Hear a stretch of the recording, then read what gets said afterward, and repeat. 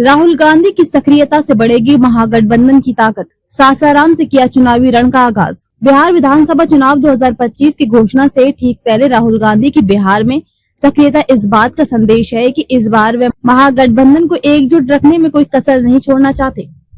सासाराम में आकाशवाणी विशेष गहन पुनरीक्षण के बहाने महागठबंधन के नेता एक मंच पर आए तो उन्होंने जहां अपनी एकता दिखाई, वहीं SIR का विरोध करने वाले मतदाताओं को भी जोड़ते नजर आए।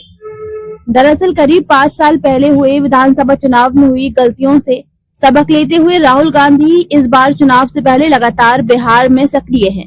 मतदाता अधिकार यात्रा समेत इस साल राहुल गांधी का छठा बिहार दौरा है। इस साल वे जनवरी, फरवरी, अप्रैल, मई और फिर जून में बिहार का दौरा कर चुके हैं। इस बार के अपने दौरे में वे अगले एक पखवाड़े तक लगातार बिहार में रहने वाले हैं। कांग्रेस 2 दशक से भी ज्यादा समय से बिहार में अपने अस्तित्व के लिए संघर्ष कर रही है, लेकिन सफलता उससे कोसों दूर है। लेकिन अब कांग्रेस के हाथ एक ऐसा तुरूप का पत्ता लग गया है जिससे वे अपनी जमीन मजबूत कर रही है और दूसरी ओर महागठबंधन को NDA से कड़ी टक्कर के लिए तैयार भी कर रही है। वह तुरूप का पत्ता है SIR, जिसका कांग्रेस के साथ साथ महागठबंधन के सभी सहयोगी दल विरोध कर रहे हैं। राहुल गांधी ने इसे वोट चोरी का हथियार बताते हुए मतदाता अधिकार यात्रा का ऐलान किया था और अब इसे अमली जामा पहनाने के लिए मैदान में कूद पड़े हैं।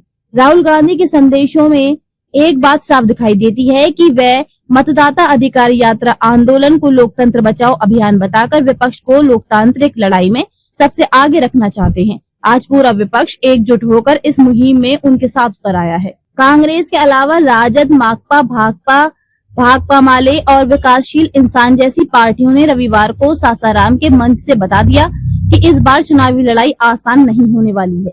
राहुल गांधी की इस सक्रियता में उनके साथ मल्लिकार्जुन खड़गे और लालू प्रसाद जैसे अनुभवी नेताओं के साथ साथ तेजस्वी यादव, दीपांकर भट्टाचार्य, मुकेश सहनी, राजेश राम, कृष्णा अल्लावरू जैसे युवा चेहरे भी हैं।